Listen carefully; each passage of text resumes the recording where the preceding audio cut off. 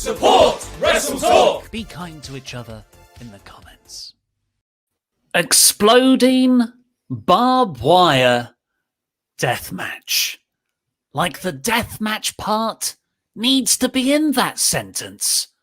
As if exploding and barbed wire weren't enough to already give that away. I'm Mr. Davis. I'm joined by Lukewarm Luke Owen. We are here to review last night's episode of AEW Dynamite because it's Thursday. You know what that means, which was main evented by a really fun six-man tag. This is just like what AEW's and New Japan, to be fair, their bread and butter is now. Lots of crazy fun tag matches and six-man tags, so you make the singles matches feel more important when they do happen on pay-per-views or TV specials, like the main event of Revolution that was announced in the closing angle of this show. Mox, Lance Archer, and Phoenix beat the family. We'll go into all the awesome stuff that Moxley did with Eddie Kingston as part of the tale behind this match. I'm so excited for that. But at the end of it, after Moxley paradigm shift hit on Kingston to win, he's there. The Good Brothers run down. They beat up Moxley. Kenny Omega comes down and he says, look, I've got a Valentine's Day present for you, Moxley. I know you've got an automatic rematch clause against me. You know, automatic rematch clauses are a bit overdone. We've said our pieces on that. However, there is definitely a cause for this because Omega cheated to win the title in the first place. So Omega then says, well, I want to put you away once and for all. I don't want any more Moxley after this. And I thought in my head, oh, okay, it's that time of the year again. Someone's going to do a stipulation where they can never challenge for a title in AEW again. We've had it with Cody and the world title. We've had it with the Bucks and the tag team titles. It's Moxley's turn. Okay. But as I was halfway through thinking that, Kenny Omega said, exploding barbed wire deathmatch. Unbelievable that this is what, like, okay, so Wrestling Observer Radio, we're talking about this, and apparently the rationale behind doing this match is that, and it's a Kenny Omega as apparently the one that's driving them to do this. Mox, of course, wants to do this sort of thing because Mox loves this sort of thing. Like, he is a deathmatch wrestler. Like, he loves that style, and it's a match that he's probably always wanted to do. He probably watched, Funk and Foley doing it, and all that lot. I've been like, I want to do that one day. But for Omega is apparently the one that's pushing this, and the reason for is because in order to be the best wrestler in the world, you've got to be the best at every type of match. And this is not one. And so he wants, well, I want to go out there and have the best exploding barbed wire death match possible to really establish the fact that I am the best wrestler in the world. So that is why we're having this match. And it just feels insane to get this in 2021, right? This feels like such a 90s thing. Yeah, so as soon as I heard exploding barbed wire deathmatch, I was, and this is one of the great strengths of AEW or great wrestling in general, storytelling wise. I was transported back to being a 13, 14-year-old kid who had heard about stuff like this. I'd read it in Mick Foley's book. Myth. It's you hear about it in books, you read about it, but you're like, that's not something that really happened. You hear the story about like how Mick Foley lost half of his ear, and you're like, yeah, but it's a work though, isn't it? Because you wouldn't really do that, would you? I didn't know what a work was when I was 13, 14 years old. I was like, so are those ones the real ones? Yeah. When they go to Japan, is it a real match? I mean, there's barbed wire and explosives. I don't know how you can get around not taking punishment from them. Yeah. Do you remember, like, we've talked about this on the Patreon podcast before, but like when I was at school and like people were first starting to get into wrestling, the argument was always like WWF, it's fake. Like WWF is always fake. WCW is a bit more real because like it's more of a traditional thing, but ECW, that's real. Like they just go out there and they just fight. Like it's not fake at all. And so, yeah. Well, in New Jack's case, they were onto something there. I know. So, like, when my first time watching ECW, I was like, oh, this is real. This is genuinely like, they're proper hitting each other. It's not like WWF. They're proper hitting each other over there. And the most you'd ever see, well, of course, you'd have tape traders who would have the full matches. I remember this is pre-YouTube days, folks. And this won't be the last time I show my age in this, because this stipulation has started a bit of an existential crisis. I've never had a stipulation skip a generation and then come back in my lifetime. So I'm a little bit weirded out by it. But I remember my friend Andrew Barnes, who once gave me a Super J Cup 92 VHS. I was like, what's this? He was like, well, that's Chris Benoit and that's Eddie Guerrero. I was like, what? And I watched it and it was just weird. It didn't look like WWF wrestling. But there was, he'd record, like on a VHS, it was like just 20 seconds of, it must have been from a video package or a trailer of something else. And it had like the explosion spot of the C4. I don't know what match it was. And I was just like, this is nuts. But to go back to the sort of stipulation, this was a very bit. I've noticed a lot of younger viewers of this channel and fans on Reddit and Twitter everywhere. Some people are like, "What's that? What's a exploding barbed wire death match?" And I think this is like when there is an obscure early 80s old Southern wrestling stipulation that comes around that Cody grew up with his dad, and I'm like, cool. Okay. Yeah. Well, I've not seen it before, but I trust in it. But now I'm the Cody in this scenario. I'm like, no, this was a thing. This was a thing from back in the day. Like I was back in the day, that means.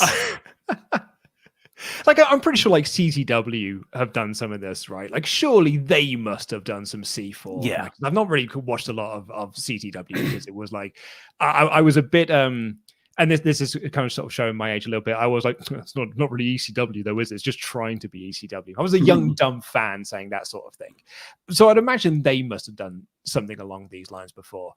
But yeah, like there is that moment when, I know I've talked about this just before we came on air. I had that moment last night doing Quizzlemania with Melina when we were getting so many hyper chats in from people like, oh, Melina was my childhood crush. She was like the first woman I ever had a crush on in wrestling because I was 6 years old. And I was like, oh no, I was at university when Melina was wrestling.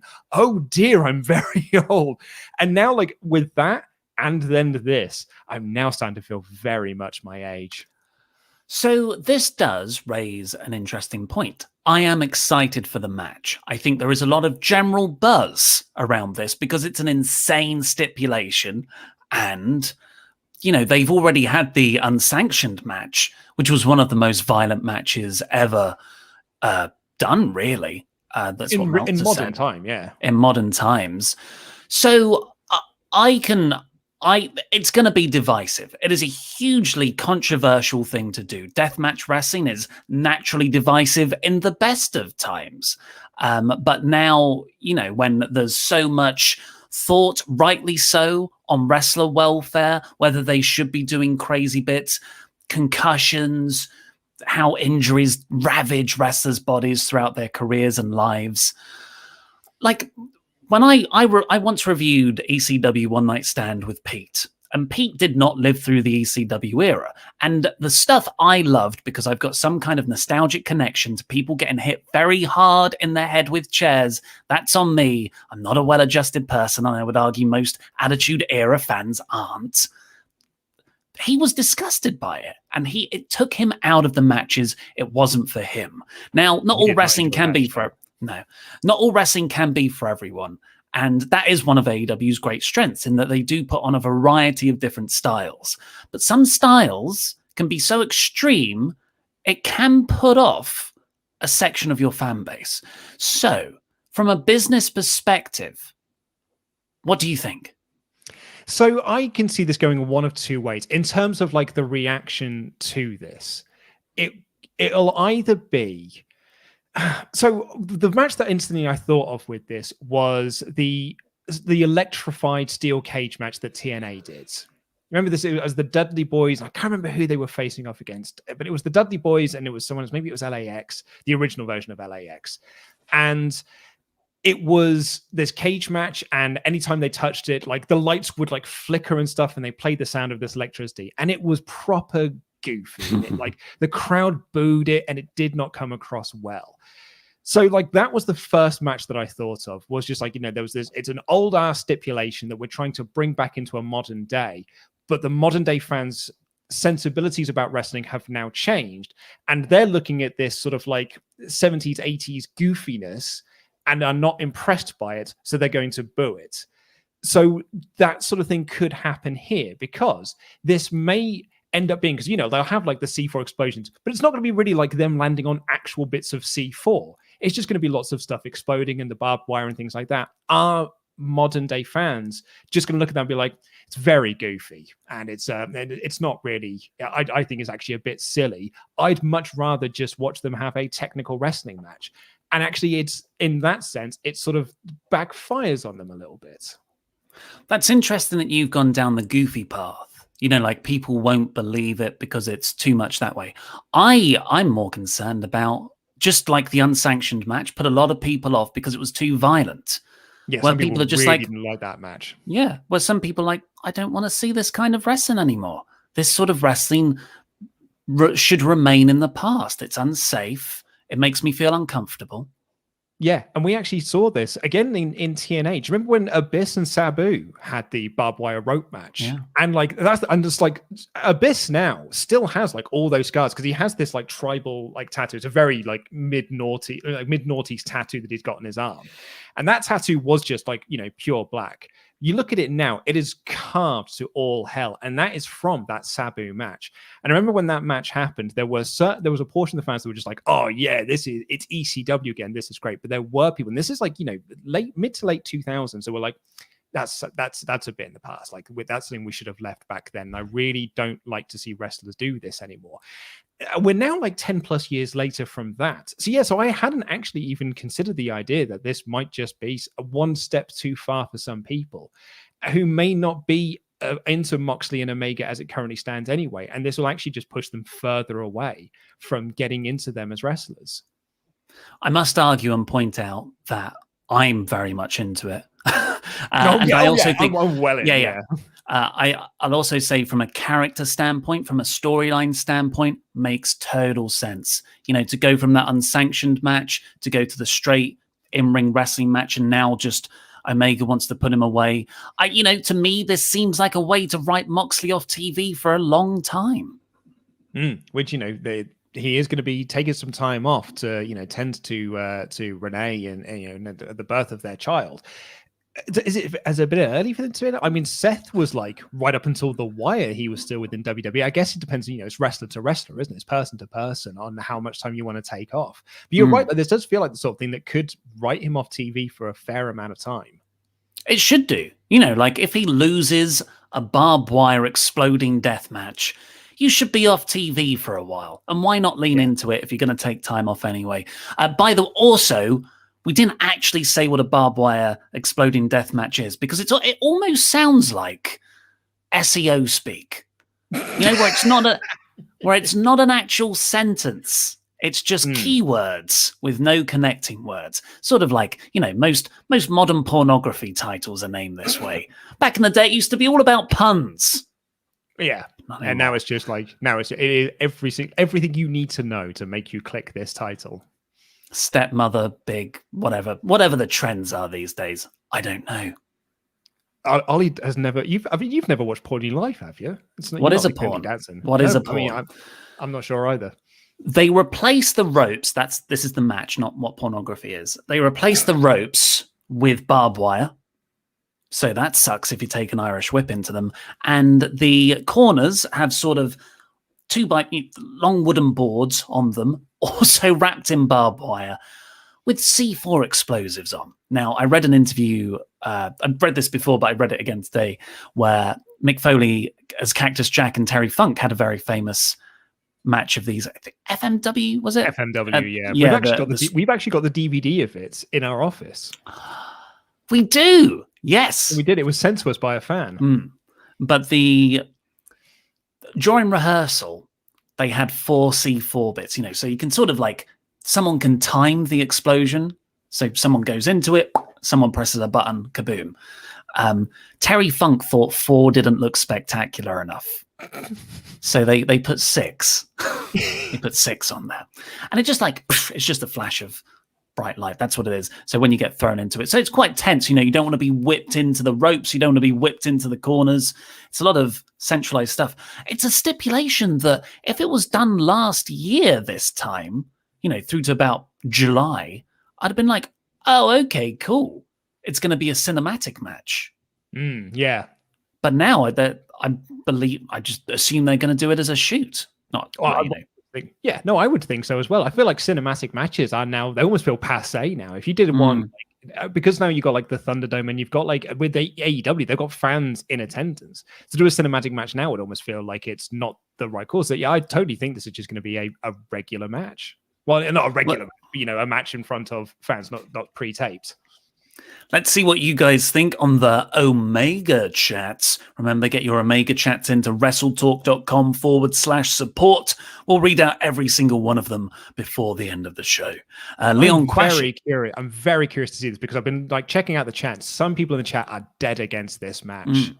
And almost using it to say this exposes Moxley as not a good wrestler because he needs to have these gimmicks around him in order to have matches. Interesting. I mean, I will not take away anyone. I can totally understand why you wouldn't be into this style of match. I don't think if someone has a preference for this style of wrestling, this is Moxley's style. Doesn't mean he can't wrestle. I don't think that proves anything of Moxley's wrestling ability. But if you don't like that style, I totally agree. Because I've seen Moxley have a load of amazing matches, just straight, the one with Kingston at Full Gear last year is a testament to how great that he is. I think he just really likes having these matches. Mm-hmm. And why not when you've got a pregnant wife at home and a baby on the way?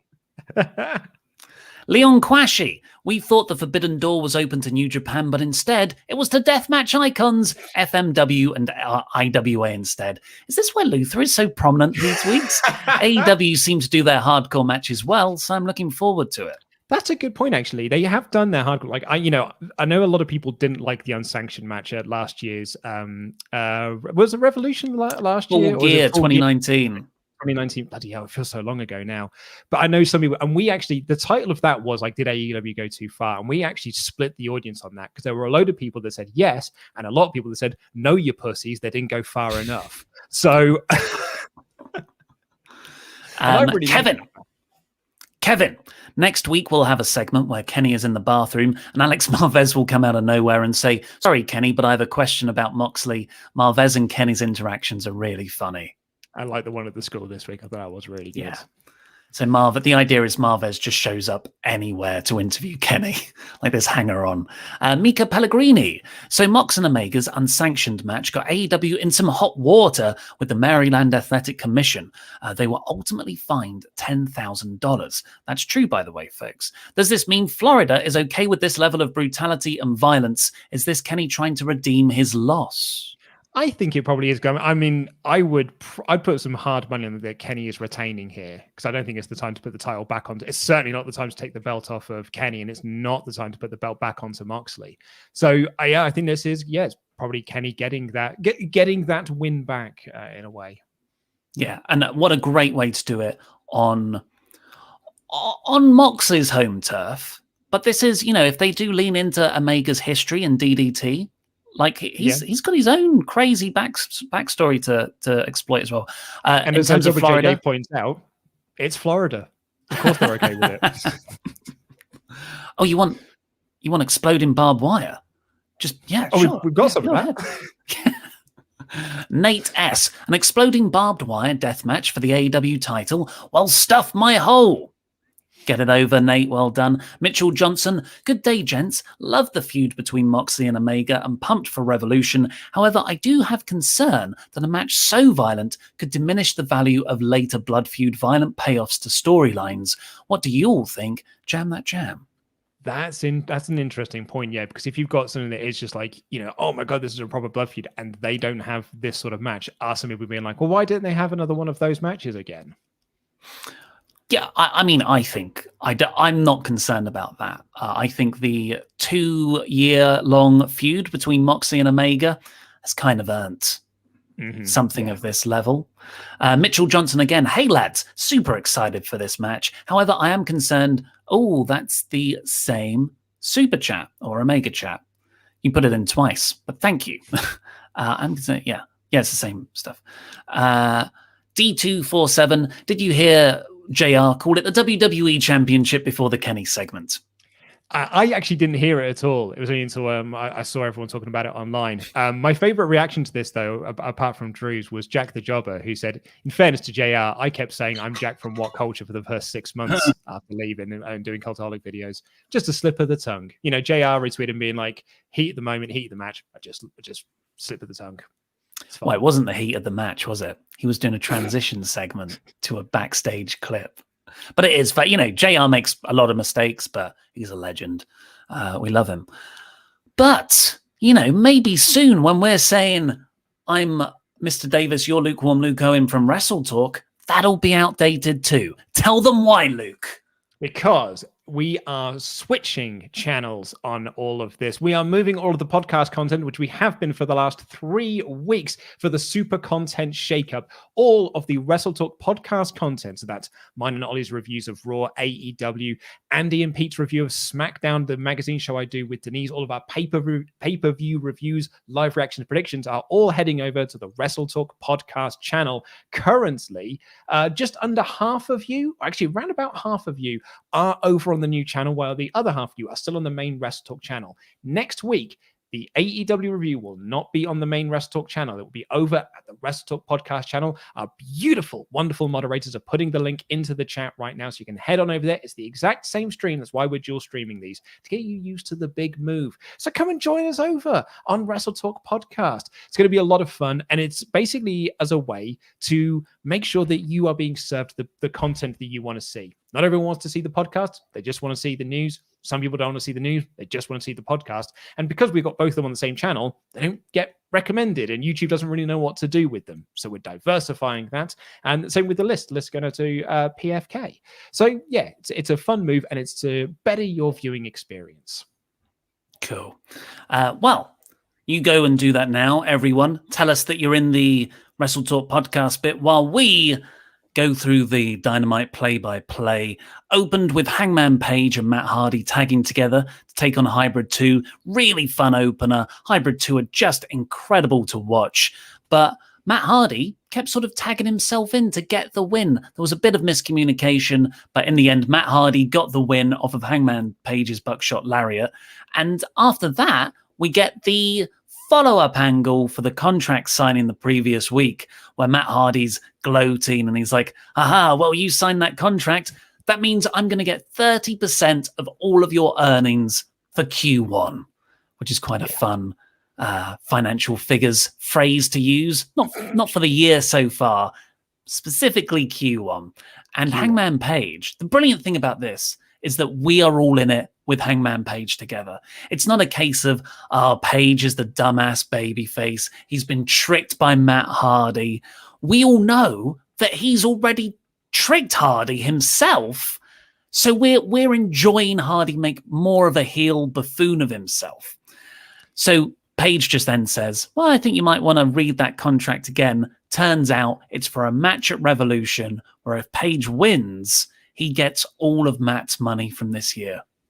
Yeah, and then Matt's being the smart business heel, adds in the stipulation, because he knows that Page is a man of honor and will accept this, that if Matt wins, then it's the same thing. Like, he does get to keep 100% of Page's earnings for Q1. Adds a nice little bit of stipulations to this. What I actually really liked about this was the misdirect of it all, because Page says, like, oh, you may want to have a look at that. I've got a lawyer that I'm just going to bring out here. And it's a guy in a mascot costume, which I'm going to assume is the mascot for the Jaguars, the Jacksonville Jaguars.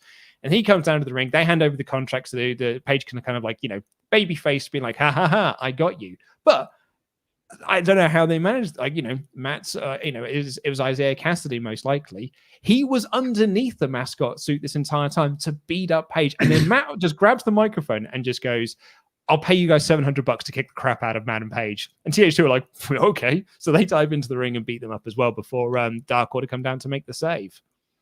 It was a fun bit in the moment when Isaiah Cassidy reveals himself as the mascot. But at the same time, I'm like, but what? But yeah, why didn't he give Matt Hardy a heads up? as soon as you put it under the microscope, you're like, no, that actually doesn't work at all, does it? That doesn't make any sense. But it was cool. Yeah. Sometimes when stuff's so cool, you forgive it quite a lot. Apparently it was $3,700. It was more than just $700. But what do you know? Like, great match, great reveal, very good babyface booking, very good like booking of a heel as well, making Matt a threat, and like the idea, the stakes. They've made me genuinely interested in a Hangman Page versus Matt Hardy match at a pay-per-view. Yeah, you said this in your review. On paper, I probably wouldn't have been like hugely into, but the stakes added to it. Kind of like we were talking about with the Kofi Miz match from Raw. That if that was just a straight one-on-one match, probably wouldn't have been that into it. But the stakes of Kofi going into the Chamber match, or John Morrison going in, really got me invested in that match. And I think the same thing will happen here. And I'm just so into Paige and the Dark Order storyline. Like the interaction last week, where the awkward meeting in the hallway was so like heartbreaking. But then this moment here where the Dark Order came down for the save. And, like Hangman Page even said, like, a good friend once told me about having rolled up papers in your jacket pocket, like, lovely, lovely stuff like this. And him just standing across the ring, looking at the Dark Order, these beautiful goofballs, and just being like, okay. And this has got to be building to him fully joining the Dark Order now, which is just going to be so nice. Yeah, you even had -1 directing the beat down. Colt Cabana hitting someone with a shoe. Who throws a shoe? But yeah, that shot, I've always wanted Paige to team up with Dark Order and eventually go against the Super Elite. I thought I wanted it to happen a month ago, but AEW told this story brilliantly. They're making me want it even more when I saw them all standing in the ring together like that. I really got that sense of, it's a goofball reject. You're down on your luck. You join the Dark Order. And like that, that is a classic tale. It's like dodgeball, right? They're going to rise up through the ranks of AEW to take on the douchebag jocks. Kenny Omega, the Good Brothers, Don Callis. I'm so in for it. I really, really am in for it. After that, we got a promo from Santana and Ortiz. They're great. They're with the rest of the Inner Circle. And MJF called Sammy an idiot here, and sort of proved what I said last week, that the recording of Sammy was actually more of a ruse, not the actual plan. Yeah, you're totally right. And Chris said that this is MJF's fault. So there's still some tension there between Jericho and MJF. But what I loved about this character-wise, that the most unforgivable thing you can do actually to Jericho is turn your back on Jericho. Yeah, because the name Sammy Guevara is now dead to me. I don't ever hear that man's name said to me again, which would be, I think that almost adds a lot more stakes to Sammy coming back for that, and like that eventual showdown that he does have with Jericho. And actually, it makes me want them to see them reconcile even more. Like Jericho's so mad at Sammy for all the wrong reasons. It makes me want to see them, reunite and feel so good. After that, we got Serena Deeb versus Rio. A pretty massive first round match for the Women's Eliminator Tournament. You've got the NWA Women's Champion Deeb going against former AEW champion and returning Rio. It was so good to see her back. Like I knew I missed her, but she is so, so good. And they had match of the night for me. Easily match of the night. This match was banging. This match was so, so great. It was probably like Rio's best match in AEW. It's certainly Serena Deeb's best match in AEW. These two went out there and absolutely killed it. I absolutely loved this match. Really, really great stuff. Yeah, I'd definitely say it's Deeb's best match. I think Rio's done better matches, but that's not to do this match down. And it sets up a just mouth-watering semi-final of Thunder Rosa versus Rio. So you've got Thunder Rosa. Her whole gimmick is, I'm not going to really sell for you. You've got Rio's gimmick, which is, I'm going to sell for you all the time. Like, sure, that's the perfect match. Yeah, I think it's going to be really, really good. They also showed like some brief like highlights from the women's eliminator tournaments that happened over in Japan that we got on Monday. I haven't actually watched the full show yet, but I did watch the Maki Ito match, which I really, really enjoyed. I think I think my only sort of disappointment I would say about the women's eliminator tournament from the Japanese side of things is that I would say probably the most predictable people won their first round match in advance. And it's the people who previously worked with AEW. So it is like Emi Sakura and it's Yuka Sakazaki and it's Ryo Mizunami and Aja Kong. You're like, okay, yes, that actually makes way more sense. When actually you kind of look at the social media interaction based around the match, and everyone was much more into Maki Ito and Benny and things like that. So it's kind of a shame that they weren't the people to advance in all of this. But at the same time, you're like, yeah, no, that does make sense though. It makes sense why they didn't go through. I said my bit on the news, but my big problem with the women's eliminator tournament is how craply it's filmed. Like it is so bad. The audio's terrible. I don't think it's that bad. Like it's filmed in like it is very echoey in there. It feels very like early doors, like WWE pandemic style of things when they weren't quite sure what to do. Nowhere near. Dude, that had production. You remember WrestleMania when it was so quiet, it was so eerie. It was quiet and eerie, but at least they had a set, not an AEW, a wrinkled AEW banner hung up in the background on a rubbish wall in a gym. No, it's. I was actually quite annoyed by it because I convinced my lady partner to watch that with the promise of it's Japanese. She likes Japanese culture and stuff. It's Japanese wrestling. There's a former J-pop idol on it in Maki Ito. Let's watch this. The first thing she said when it started was, "Oh, it's one of those promotions." I was like, "No, it's AEW," and she's like, "Oh, I'm not really into this." She was immediately out of it, and that's going to be a lot of people. So if you're just making something for a limited audience of people who are sort of already going to watch very poorly produced wrestling content, then well, great. But if you actually wanted to expand this out to people, which I was really hoping for, it's a massive failure. I think this was always intended to just appeal to that audience. Like, I don't think this was ever intended to bring in a new audience to AEW. This was like, because if it was, it wouldn't be on their YouTube channel. It would be on TV. They would have made much more of an effort on it. I think this was always designed for the 300,000 people that watched on YouTube. That is what that show is for.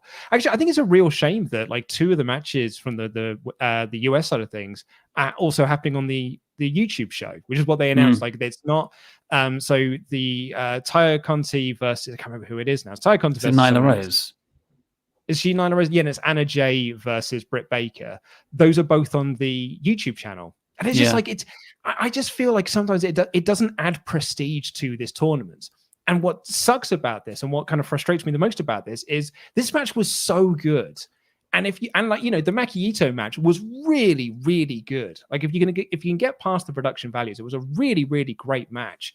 And I think they like some real like push of this would have massively elevated the AEW women's division. But by you pointing out the production values and then putting two of the American side of things onto the YouTube channel as well, I think it really kind of actually diminishes somewhat the prestigiousness of the tournament, which is a shame because like it kind of takes away from how great this match was. It's AEW's booking of their women's division is so much better than what it was 6 months ago. Easily. I'm not losing sight of that, but I think this you had an opportunity to really go above and beyond there. And as we've said, it feels like a massive missed opportunity, really. One shining light from that, though, apart from the Japanese wrestlers themselves, was Excalibur's commentary. Like he was otherworldly good. A single commentator on a very badly produced filming segment, and like JR at the start of this match with Deeb and Rio, JR put over how good Excalibur was. And it was so genuine and nice. And Excalibur was like, coming from you, that genuinely means so much. So I was like, oh. Do you think Rio's going to win the whole thing? Rio versus Shida, yeah, that could work. I do like Thunder Rosa. I can't see anyone winning from the Japanese side, to be honest. I Maybe can't Sakazaki? Now.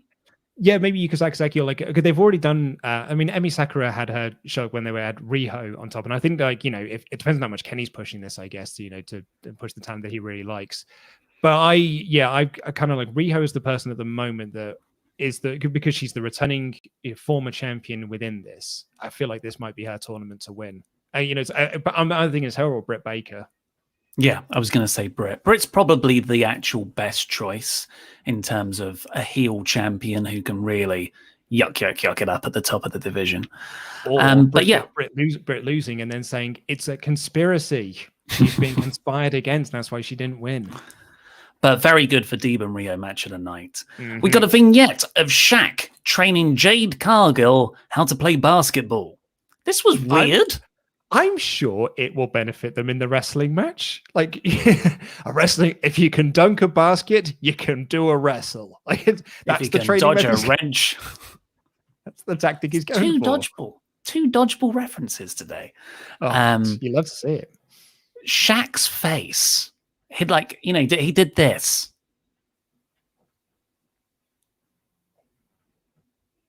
And it was... I didn't do what I think it was supposed to do, this video package. I have not bought into this Jade Cargill Shaq relationship one iota since it started. Mm-hmm. Hey, it's for the mainstream. You just want to get Shaq on the wrestling, get people to watch. This won't be on the YouTube channel. This will be on the Dynamite show. This is a classic Weird Cody.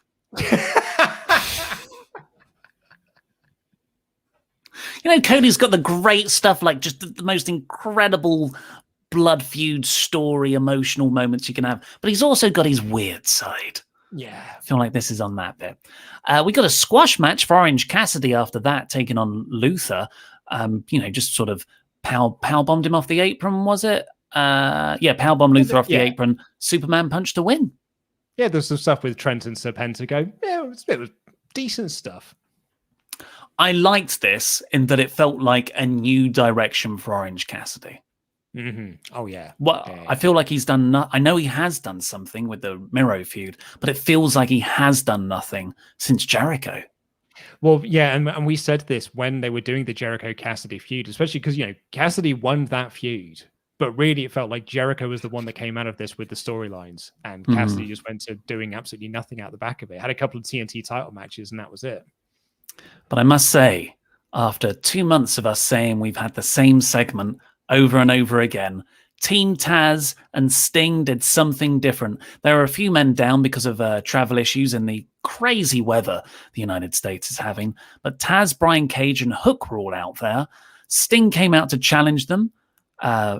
With his bat, but then he threw the bat to one side. You heard that right, people. Team Taz came out for a promo and Sting interrupted. It's opposite day. Cool moment when Sting threw the bat aside because he's like, he's too manly to have to use a weapon. Started throwing punches on Brian Cage. I thought, okay, right, yeah, so he's not going to take a bump maybe, but he'll be gently put to the... Oh my God, Brian Cage is powerbombing him. I know, and you're like... You basically want to say, oh, by the way, I can take bumps again. So you do it through a Brian Cage powerbomb. Like, you're talking about making a statement. Apparently, I actually got a tweet from someone who was there at the tapings last night and said that the crowd went uncomfortably silent when Sting took the bump. Like there was like a collective, moment when everyone was like, oh God, because I think they probably all had those flashbacks to 2015. And apparently it was like super uncomfortable, which I guess is kind of, it's what they were going for, was to make you, sympathize with Sting. But yeah, like I was not expecting when Sting came out for this segment to take a power bomb from Brian Cage. But you know what? It's actually got me more hyped for the Revolution tag match because it makes me now think it's not going to be as smoke and mirrors as we thought. I mean, it still will be because it'll be loads of crowd brawling. I've seen Sting have wrestling matches post 1999, so there'll be loads of crowd brawling and stuff. But it has actually got me way more excited for the match than I was previously. Yeah, most likely not a cinematic match either then. I thought this was much needed. It was different. But by the end of the episode, I had forgotten it happened until I went back through my notes. And I feel like that's Sting taking his first bump like that should have been a much bigger deal. I get that you want to make Sting seem like a superhero, but I do think at the same time the cat's out the bag with how old he is. So Sting got up about a minute afterwards, and there was a great shot of the bat in the foreground and him in the background sort of reaching towards it. I think play up the injury more. Like, play this up as like, oh my God, Brian Cage shouldn't have done that. Maybe Taz is like, what, you shouldn't have, gone that far, save it for the match. Get medical personnel down. Yeah, maybe. I think you could have done, like, I think just not having Sting on TV every single week probably really would have helped this, because I would have think now, I think now, because us in particular have said this, the Sting thing has become a bit of a joke. Like, it's become a bit of a meme that Sting cuts a promo, Team Taz interrupts. We've had it for like 2 months now. That all I could think of was like, they just did it the other way around this time. I think if you hadn't have had Sting on TV every single week, it might have felt like a bigger deal. After that, we got Jay. So from that, we got this amazing Eddie Kingston promo where he's there with the families, hyping the main event, but he just says that he can't get rid of Moxley in his mind. He's tried pills, he's tried women, but the only thing that will get rid of him is beating him.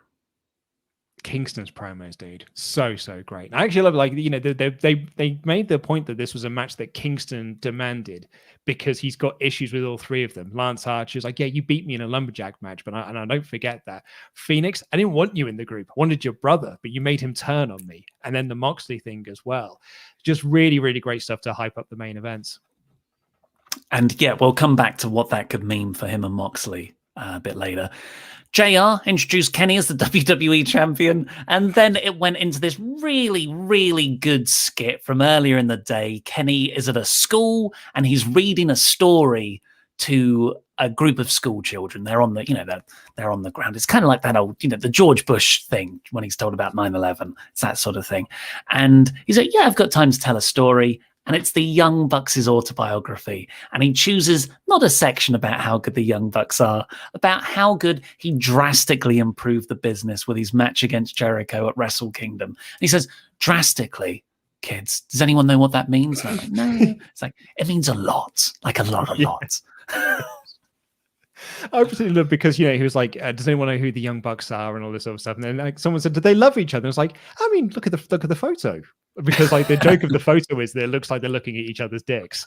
But they're brothers, so they've got brotherly love.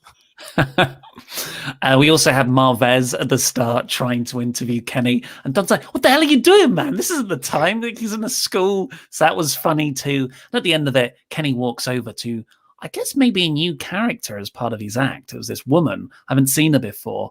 And she was a teacher. But she spoke as though she was directing PR. Oh, that's interesting. I thought she was just the teacher who was just, very happy that he came to the school to talk to the kids. Yeah, I thought that as well. But then he spoke to her and she was like, yeah, this will be great. That'll play great with PR. And then Michael... I missed that. Then, like, the kids wanted to play with Omega, but Omega was like, oh, I haven't got time. So Michael Nakazawa played with them, and they all beat him up. And it was like, oh, we need to get out of here quickly, because this is not a good PR look. I like Michael Nakazawa being the whipping boy. Like, this is a perfect role for Nakazawa. We'll have to pick up the pace a bit, because... we've still got 2 matches and 44 minutes in. We've got 3 matches, yeah. Yeah. The Bucks versus the Bucks versus Santana and Ortiz, they had a really good match. Really good. It was a great matches all through the night. Inner Circle were out there, but they were sent to the back when MJF tried to interfere right at the start, got spotted by the referee. So that's another wedge that MJF is sort of driving between them all. The Young Bucks' parents, their mum and dad, were at ringside, and it just... It was I like that the Inner Circle weren't out there, because it really focused on how amazing Santana and Ortiz are. The fact that this is their first shot at the tag team titles, Dude, I think it shows how stacked AEW's tag team division is and how restrained their tag team division is. That this is only the third match between Santana and Ortiz and the Young Bucks since Dynamite started. It feels that's incredibly restrained. Yeah, it had me thinking SCU shouldn't have been the first tag champs. Oh, I know. Well, we said that from kind of like the very... Did we say it? You said that it should have been Pentagon, and I said I'm happy that it's SCU because I really like SCU. But I think we can... I was going to say, with the power of hindsight, I would certainly say that I now agree with you. At the time, I thought it was the right call, but I think you were right from the very get-go. It shouldn't have been SCU. Always Pentagon. Pentagon should win everything.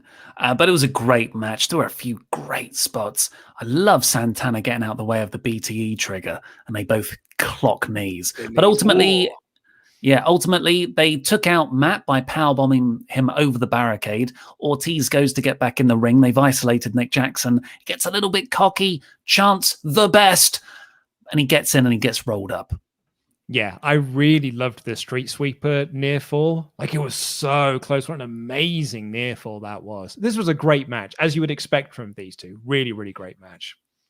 And I really, really liked the post-match angle because the Inner Circle are immediately out there. This is actually a really smart way to build the Bucks versus Jericho and MJF at Revolution. So they're out there. They're beating them down. Jericho's got the Walls of Jericho on. MJF's got the Salt of the Earth armbar. So there's like a dual submission spot. The Jacksons are looking right at each other. And it cuts backstage to Kenny, the Good Brothers, and Don Callis, the invisible hand job. And you'd seen them earlier. And Kenny was watching the screen at the most peripheral angle. Yeah, he's so good. A fun little. You know what? I know people are like, I wish AEW wouldn't take so many digs at WWE, but I will never not laugh at that people doing that way of watching. I will always think that's funny. And I know he's just trying to pop Xavier Woods. That's all he's doing. But they're backstage, and Kenny's like, we should go out there and help them. They're getting beaten down, and they're like making such a big play of not going down to help. Yeah, and then Callis eventually sends the Good Brothers there. To the extent where Brandon Cutler runs out before them. Really nice touch, by the way, to really get over how the Good Brothers are not running down. But Hager destroys him. That's set up a match for next week. And the Good Brothers eventually come down, make the save, pretend like they're heroes. And Jericho gets pushed over by the Young Buck's dad, the old Buck. One of the things I really liked in this was that double submission spot, the Lion Tamer Salt of the Earth thing, is that the Bucks were tapping out, and the commentators were really putting over the Bucks are tapping out. Like, you can see them, they're tapping out there, which is, I think will likely get that spot in their match of the double submission, and them doing like, yeah, exactly, the FTR DIY thing of just like, don't tap, and grabbing each other's hands and stuff, which like people mocking the way the WWE film backstage segments. I will always pop for it. So that was really, really good storytelling overall. I know we were down on Ortiz and Santana getting a shot when they had the official Inner Circle tag match thing. But now that's out the way. This was really, really good stuff. From wrestling to storyline to characters. Furthered multiple storylines. I also really enjoyed Jake Hager when they got ejected, freaking out, like grabbing the money off the floor and going, no! And in the interview beforehand, Jericho said, now let's go win some championships. And Hager went, championships. Then we got a tag. Well, first off, we got Cody and a very pregnant Brandy coming out, and they just went, it's a girl. Very nice. Very lovely. It was a gender reveal party where nobody died. So a thumbs up from me. You sound like Brick from Anchorman. But have you seen, like, people like genuinely keep dying whenever they do these big gender reveal things. So if anyone does a gender reveal where no one dies, it's a massive win. That's how I live my life. As long as no one dies that day, I think it's been a good day. It's been a good day, mate. I'm watching so much ER at the moment. I'm also thinking that. Like, well, no one went to hospital, so good day for me, I guess. What a time to start rewatching ER. You self-flagellating maniac. so flat? Okay, yeah, it's good though, isn't it? What did you think it meant? You think it meant self-fellatioing? I thought you meant like I was putting myself over because like I'm flagellation, where you whip your own back for religious penance. So I like Tony Schiavone came across like that was news to him as well. Yeah, it's nice to hear. Like it's very nice. Yeah. But then he was on commentary for a match between FTR and the Seidel's, Matt and Mike. God, Mike, proper. Those brothers proper look alike. Like when they kept showing the match graphic, I kept getting them confused. And I was like, "Wow, Matt Seidel looks a bit." Oh, that's because it's the other one. Mike's. So yeah, and I actually quite enjoyed them as a tag team in this, working with FTR. Some really nice like near falls and stuff, and this was a really, really fun match. It was there to kind of like put over FTR, but also set up the return of Jurassic Express and Luchasaurus in particular with his new mask, which is basically his old mask, but this one has the horns on it again. And but yeah, like it was a fun little angle really to cap it all off. Yeah, Cash Wheeler scares me because the Seidels can do high flying stuff. But when Cash Wheeler can sprint across a ring, jump up onto the second turnbuckle and German suplex you, that's like, my brain's like, no, but you shouldn't be able to do that. I haven't been able to look at him the same way since he did the springboard 450 against the Young Bucks. He lost it. He lost that for them. Damn it, Cash. Anyway, big rig to win for FDR. Really good match, of course it's going to be. And yeah, the lights cut out as they're about to cut off Mike Seidel's hair, and a little skit plays where Luchasaurus is in the background. There's the mask with the horns cut off in the foreground. Lights come back up. It's not Sting. It's Luchasaurus, Marco Stunt, and Jungle Boy. And yeah, Luchasaurus has his old mask on. I was a bit underwhelmed. And I think the crowd were too. Yeah, the crowd didn't pop for this. Like, would you think they would? Like, they did the Jungle Boy, song afterwards, but like it wasn't quite the pop that I was expecting this to be, or like you would have expected this to be. But it was a nice little segment. To be honest, the thing that really popped me the most in all of this is Tully Blanchard is having a match. Like they're doing a 6-man FTR and Tully Blanchard versus Jurassic Express. That's one thing. B, they announced a 6-man ladder match for AEW Revolution, and Cody's in it, Scorpio Sky's in it, and Pentagon Jr.'s in it. Who else can they announce for this 6-man thing? I'm well excited for that match. Yeah, I screwed up in my review. I said that it was a 3-way. I just missed that it was a 6-person, and they'd only announced 3 of the competitors. Very excited for that, of course. And with Tully, I just like, that's Gran frickin' Torino right there. Tully's going to teach some left-wing kids a lesson, isn't he? Going to get out the belts. Particularly with Marco Stunt. Oh, he's going to destroy Marco Stunt. I cannot wait to see it. Then we got the Moxley's promo to answer Kingston from earlier in the night. He put over the New Japan Strong match against Kenta that's coming up. And he also said that he still wants to be Kingston's friend. Yeah. And you mentioned this in your review, and I love the idea of them coming together. Like almost it's Moxley kind of like not tearing him away from his own family. It's bringing him into a different family, maybe separating him away from Butcher and Blade. And yeah, I love the idea of Moxley and Kingston being a team together. I think that'd be so, so great. Fantasy booking, Moxley loses, is off for like 6 months after losing, because kid and everything, or a long time. In that time, Eddie Kingston, he decides to go it alone on a singles path, and he's just like, everyone's beating him, or not beating him, but cheating to beat him. And like, there's a beat down, and who should run down 6 months but Jon Moxley to save him? Pick each other both up. Embrace. Sweetness. But the main event, which we've covered the angle afterwards, but we'll briefly run through the match because it was so much fun. 6-man of Kingston, Butcher and Blade versus Lance Archer, Ray Phoenix and Moxley. Yeah, really great. Like my first note here is just like, Ray Phoenix is one of the best to do this ever. Like his hot tag is incredible. The man just moves at 2,000 miles an hour and never puts a foot wrong. He is insanely good. And can you hear that, by the way? I can a little bit, yeah.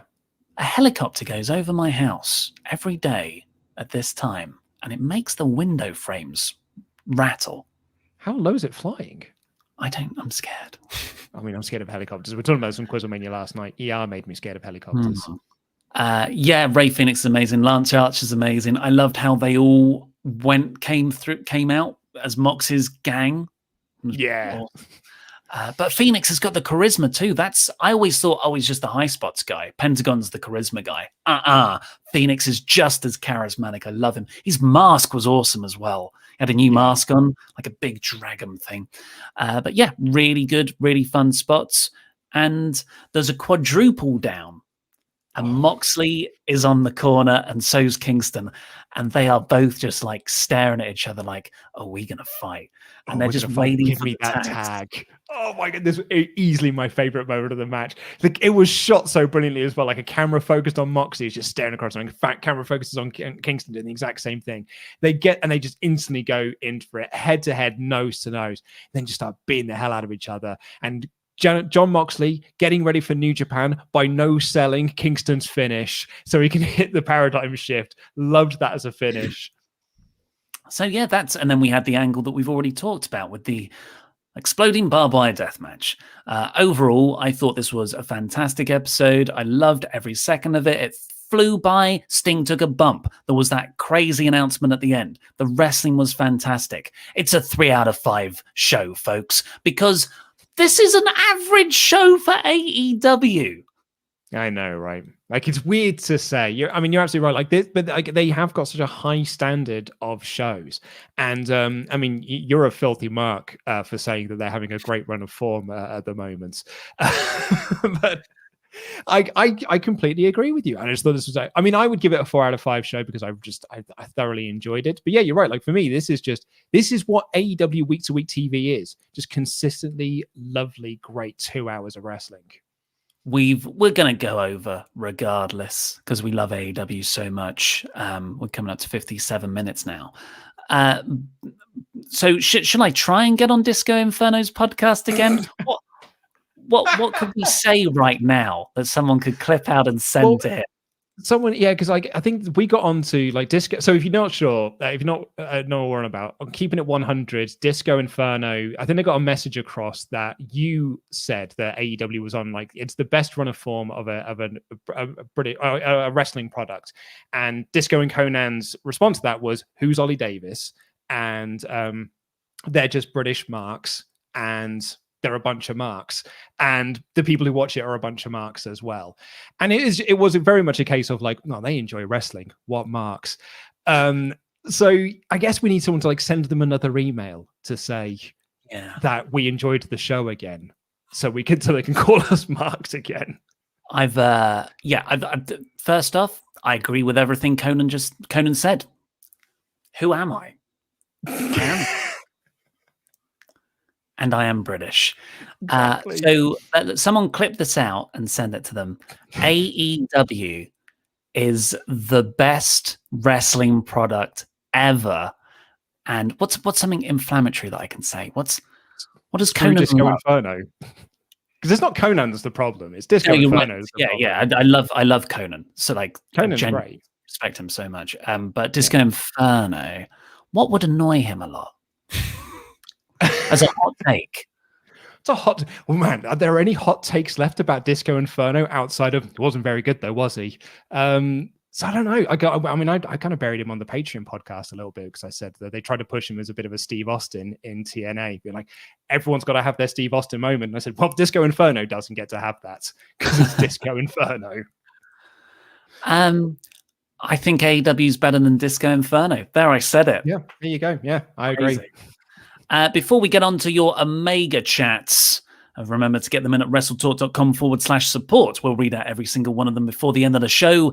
It's Pledge Hammer shout out time. Go over to WrestleTalk's Patreon page because not only do you get your shout outs, you get loads of exclusive podcasts and stuff, you also get to compete against us in predictions, fantasy predictions, which includes Elimination Chamber this Sunday and, of course, Revolution coming up at the start of March.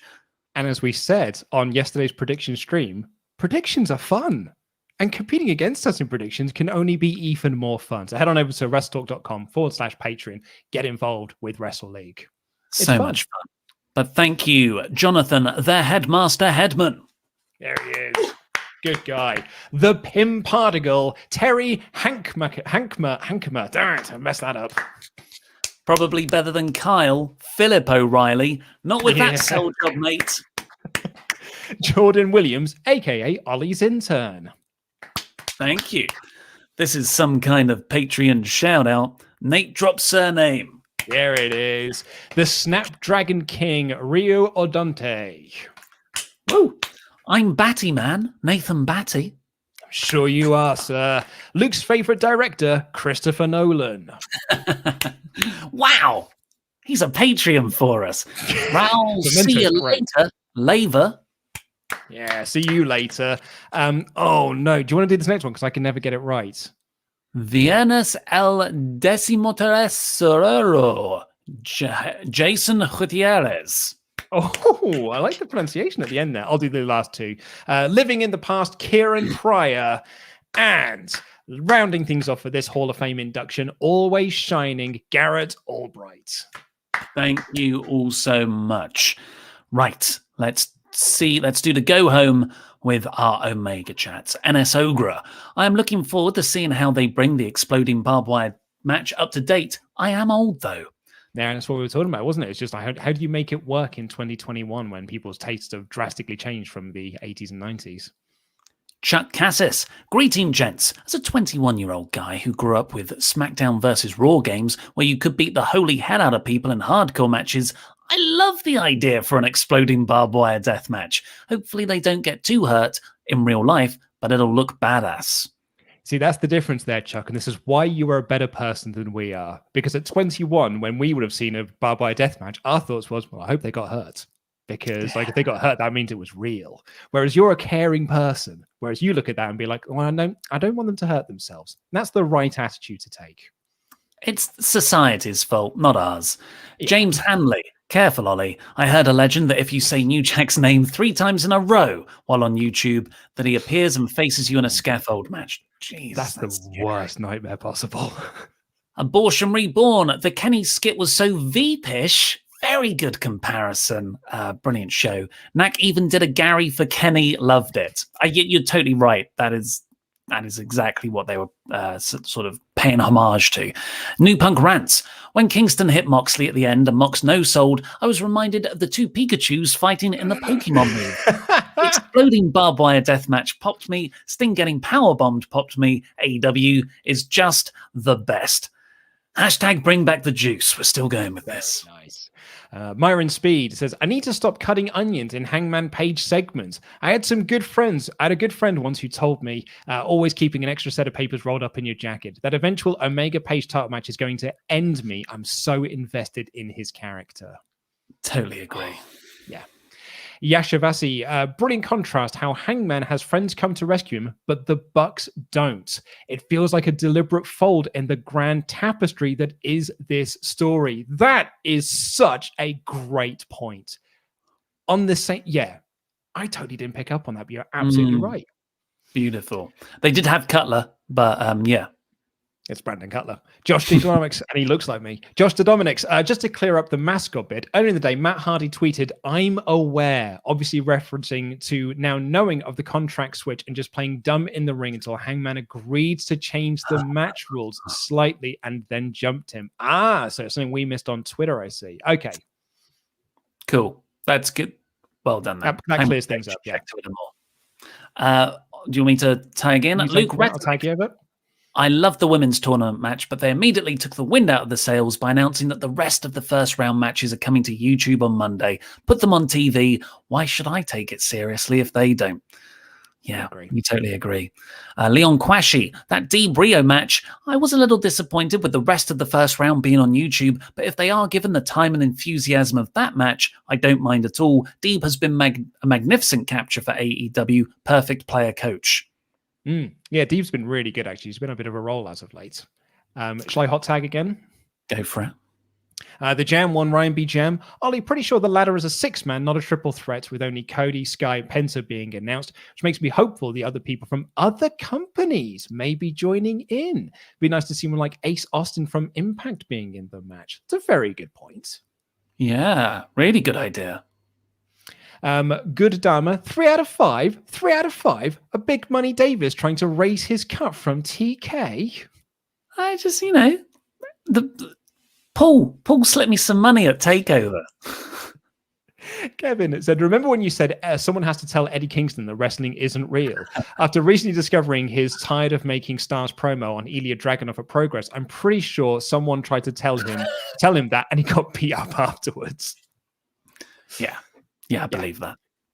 Nate S. I thought of the Del Preston story from Wayne's World 2 with Colt Cabana beating him with his own shoe. He had to beat him to death with his own shoe. Nasty business, really. But still, Ozzy went on stage and did a great show. That's a different story altogether. Mr. Burt Wayne, Dark Order without Brody, the modern day oddities. And that's a bit unfair. I think that's a bit unfair because they're lovable goofballs, whereas the oddities were just, they're like South Park. I'll do these last two, and then you can do the other ones. New Punk Rans says, AEW is just great. I'm invested in everything they put out. I have a lot of new favorites, and the storytelling is phenomenal. That said, how much better would it be to see Juventud Guerrero, 3-time WCW Cruiserweight Champion? Love you guys. It would be great.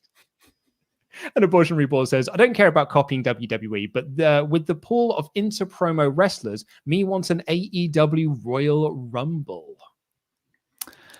Yeah, I mean, Rumbles are great, aren't they? They've got their Casino Battle Royale, which is an attempt at it. But yeah, it's too much of a copy, unfortunately. It'd be like if they did an Elimination Chamber. Yeah. So I'll take the. Do you want me to take these next couple and then you can do the last few? Kyle Friedloin says, hey guys, I just want to give a shout out to Surreal469, a YouTuber and good friend of mine. He just did a top 5 wrestling bromance video, which is great. Could you encourage people to check out his channel? He's a good guy, deserves a big break. Very nice. Yeah, go over and check it out, folks. But Wayne says Gorilla Press has officially booked AEW's Layla Hirsch versus Japan's Marvelous Pro Wrestling's Masha Slamovich at Thunder Rosa's Mission Pro Wrestling on March 20th at Title Match Network only. The Old Authority will fall. Just ask SP3. Zoni says, isn't it funny that there are more persons for the Jamba announced than the pay-per-view? And Ollie, every time you say 3 out of 5, a little piece of my heart breaks. The Jamba has 5 people and a mystery opponent.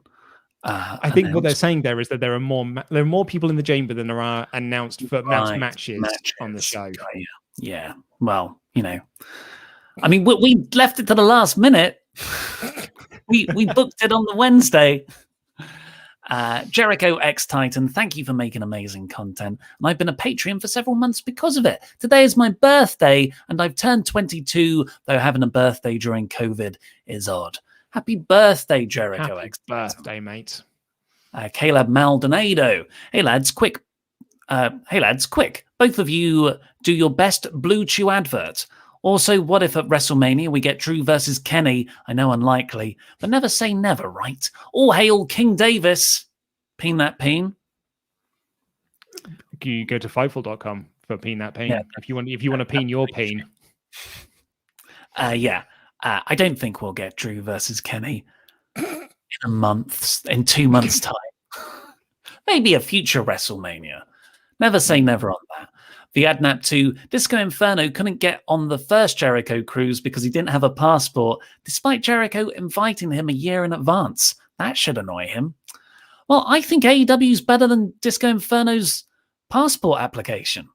I agree. I think if he'd have put on his passport application that he likes AEW, he probably would have got a passport. And finally here, Mr. Burt Wayne has just gone in. Masha Slamovich at the Japanese tournament took place in the Ice Ribbon Dojo. She also said if you watch Japanese wrestling, you expect the production value. Cool. Well, that's all we've got time for today. Remember, this is the last AEW live stream that we're doing on the WrestleTalk main channel from next week. It'll only be on the WrestleTalk podcast channel. So a lot of you have already made the switch. That's why we've been dual streaming across both channels for 3 weeks now. Go over there, right now after this is finished and click the subscribe button. We're doing the Elimination Chamber live reactions on both, but as of Monday, for the Elimination Chamber review, it'll only be on the WrestleTalk Podcast channel. Indeed, yes. So go over there and subscribe to that. We are making content better for you, to give you the content that you want to see and you want to get served by the YouTube algorithms. So please head on over there. It'll be the exclusive home for our podcast reviews of AEW Raw, SmackDown, the magazine show with Denise, pay-per-view live reactions and predictions, and our pay-per-view reviews. So yeah, Elimination Chamber is the first date where it's only over on the WrestleTalk Podcast channel. And as I've said before, if you come crying to me on Twitter because you can't find it, I will point you in the right direction. So, just get ready for that. Well, thank you everybody for joining us here today. We are about to watch the rough cut copy of Pete's Mr. Ass music video Punishment. It should be coming to all of you on Saturday in Pete's WrestleTalk News. Oh, I'm excited. Jam that jam. Jam that jam, everyone.